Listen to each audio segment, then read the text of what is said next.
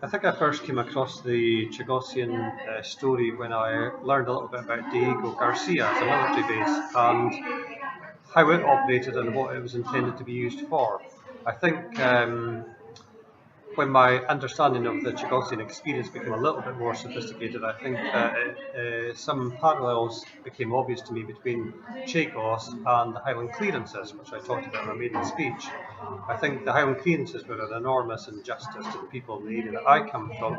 I think that's very similar to the experience of the people from Chagos, and I think it's incumbent on all MPs and on the UK government to make sure that the people of Chagos are allowed to return to their islands as soon as possible.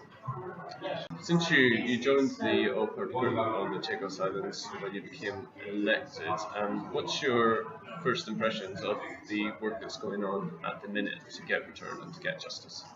I'm a member of a number of all-party parliamentary groups. I joined a number when I was first elected in May.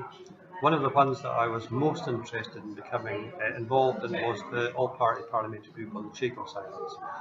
That group, I think, stands in stark contrast to many other all-party parliamentary groups in terms of the level of interest and level of commitment shown by the members and the peers that attend it.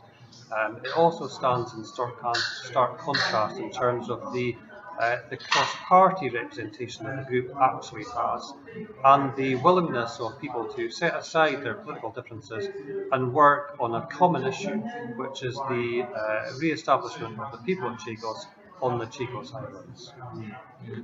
You mentioned the cross-party nature of the group. Do you think that's reflective of the fact this is really not a political issue so much as a moral issue and a question of justice? Yeah, I think that's a very good point. It is absolutely an issue that relates to justice. There is a moral imperative to the Chagossians being allowed to return, and I think in that regard you're quite right. It is less about the politics of the UK and it is more about the human rights of the Chagossians themselves.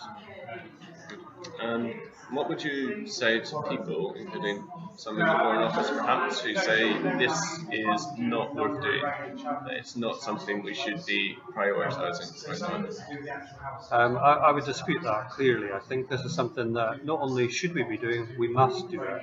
I think I would say to the UK government, stop procrastinating, make the decisions that you are going to have to make and do it now, and start to put in place the measures and the initiatives that will allow these people to return to their islands as soon as possible.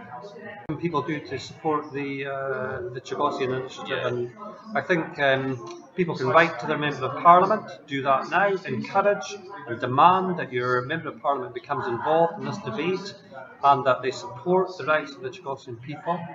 I think you can also follow the campaign on social media. You can follow the activities of the all-party parliamentary group on the Chagos Islands on Twitter also, and that will give you some useful insights into it.